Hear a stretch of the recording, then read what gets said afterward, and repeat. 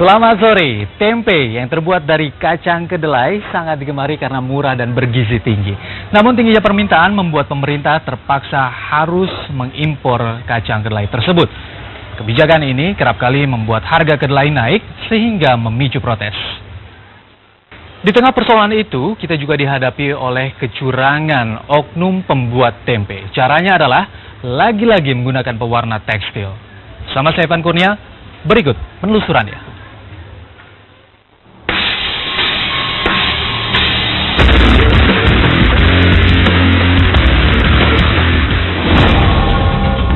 Tempe, siapa yang tak kenal dengan penganan tradisional khas Indonesia ini? Rasanya yang lezat dan kaya akan gizi, membuat sajian sederhana ini sangat digemari. Namun, di balik kelezatannya, tempe juga punya cerita yang memiriskan hati.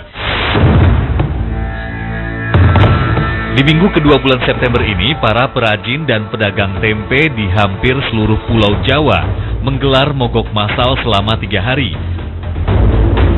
Aksi ini dipicu oleh mahalnya harga kedelai yang sempat mencapai Rp10.000 per kilogramnya. Pemerintah nggak merhatikan saya, percuma kalau begini. Di Jakarta, sejumlah pengrajin tahu dan tempe meluapkan emosinya dengan membuang kacang kedelai ke tengah jalan. Tak hanya itu, peralatan pembuatan tempe juga menjadi sasaran amuk massa.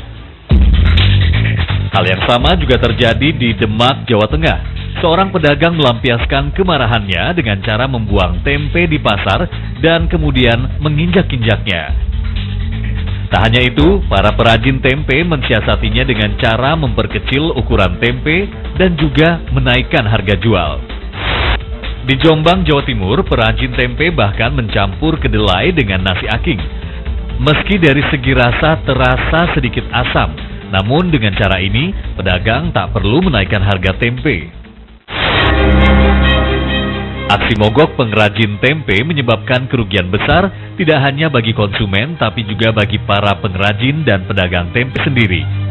Diperkirakan, kerugian akibat mogok produksi tersebut mencapai Rp200 miliar.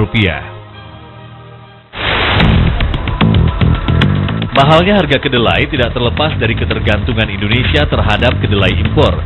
Selama ini 70% kebutuhan kedelai Indonesia berasal dari negara lain, khususnya Amerika.